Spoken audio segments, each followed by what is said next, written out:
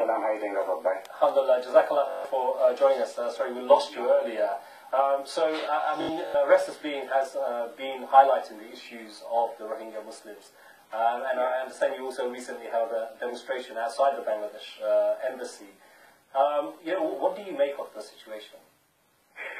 I mean, some of the facts that need to be put straight. Firstly, the Rohingya have been in Burma for almost 1,200 years. And in those 1,200 years, everything was pretty much smooth in the sense that Burma is made up of many different ethnicities. There are a host of them there.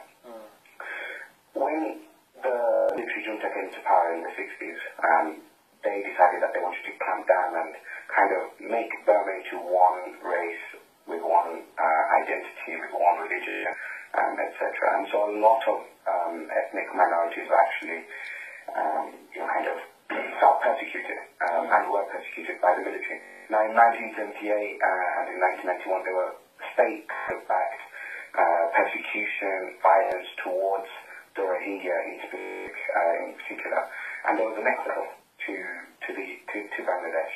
And Bangladesh actually really accepted the Rohingya, especially in 1978. But then once, the ruler of Bangladesh at the time, a gentleman named General Zia, stepped down and the foreign policy kind of backed down a little bit, Burma kind of got the upper hand with their treatment of the Rohingya. Now, since then, in 1982, there was a law passed by the junta saying that no Rohingya would be allowed a birth certificate. And of course, without a birth certificate, there is no citizenship, there is no proof of citizenship. And they've been kind of targeted and called Bangladeshi illegal immigrants. Yeah. Now, well,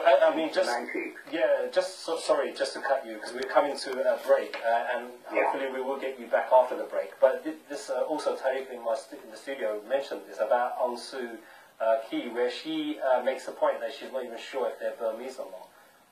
And the point that, where she suffered the persecution she did, there are hundreds of people, thousands of people around the world who weren't Burmese supported her. And this kind of attitude towards the Rohingya, from a Nobel Peace Prize winner, does that shock you? Of course, the thing is, the reason why she won the Nobel Peace Prize was because she won an election in 1991 because she was representing ethnic minorities. That's why she's got all the laureates from across the world, and that's why she's won this Peace Prize. And as Dr. Tariq said, she spent 4 years in Britain and was given British citizenship. So how can she not then understand the fact that people have been there for 1,200 years, 1,200 years, and they're not being given citizenship? They're clearly Burmese. Regardless of race and religion, this is no better than Nazi Germany. This is no better than South African apartheid. This is no better than Israeli apartheid. It's on the same level as that. Probably worse because the world media are not recognizing this. Well, on that point, hardly any color is there. What do you make of this utter silence? I just heard there's 40,000 that's been. We got a report yesterday, this is from yesterday, from someone within Arakan state, so this is not coming from any other body, this is coming directly from Arakan, that a village was actually rounded up at dawn. The men were taken, obviously the military and the local thugs, the Rakhine thugs, came to the village with arms. They rounded the men up and they put them into 4 trucks. They looked at were looking for virgin girls, where they raped them and shaved their hair off as a recognition of that.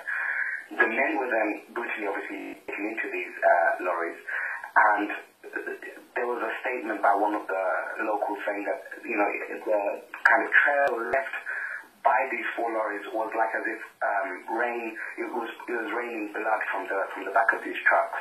Now these 4 trucks, and we know that this has happened in many other villages, the truckloads of people are being taken to concentration camps, and they are concentration camps where they're literally being taken. It's happened before.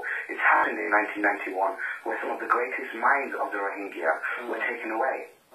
No recognition of them since then. Mabrur, let me interrupt you there because we are coming up to our break and the Maghrib Azan. But inshallah, I will ask for you to come back. So welcome back to Your Views on the News with me, Azad Ali. Now, just before the break, we were discussing the massacre that is actually taking place in Myanmar, Burma, on the Rohingya Muslims there. And my guest, Mabrur Ahmed, who should be on the phone. Thanks for joining us again. Now, just before the break, we were talking about how bad the situation is there, and actually the long history, over 1,200 years, the Rohingya Muslims have lived in the UK, in Burma. In terms of international attention on the situation, how do you read it? Is there any attention? Well, you kind of touched before you went to the break when you said that there's not been much media coverage, and to be honest with you, the media coverage in the UK anyway has been, the least media coverage has been when Channel 4 covered it last Monday, so almost 8-9 days ago. And it was a 5-minute report on there, and it was kind of like a special report. Since then, or like in the last month when the kind of violence has erupted, it's not really been covered by the big media organizations. There's been a few blogs here and there on the Guardian website. Now the question that I'm guessing you're going to come to is why is that? And there's a whole host of reasons that are potentially the reason there, and I don't, it's not about... But, I mean, you kind of, it's not acceptable, but you understand with the Palestine situation, because of the Israeli lobby being so powerful, you understand why sometimes the news is not as objective as it should be. But about the Burmese and Rohingya Muslims, I don't really see what the hidden factors are here. Let me paint for you the political picture of the last sort of 6 months or a year. So there was this military government, and in 2010, end of 2010, there was this kind of semi-democratic government that was elected into power, first time in 20 years. After that, obviously, Suu Kyi was under house arrest for 20 years. And in April this year, she came out of house arrest in 2011, but in April this year, what happened was she was actually voted in some by-elections. And since then, the likes of Hillary Clinton, even William Hague, Catherine Ashton from the EU have all been there. And there's this kind of rush to try and invest into Burma at the moment, because aside from maybe North Korea and Iran, it's the only one of the very few countries left that's not been exploited yet. And of course, there are huge natural resources there. Now, the last thing that this semi-democratic government wants is for their roadmap of, democratization and globalization to take place in Burma to be derailed by this human rights, kind of case.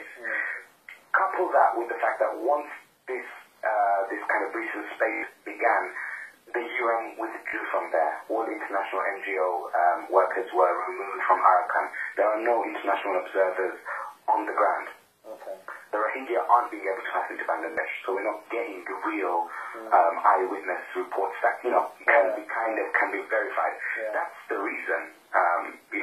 That's the reason why it's not coming out.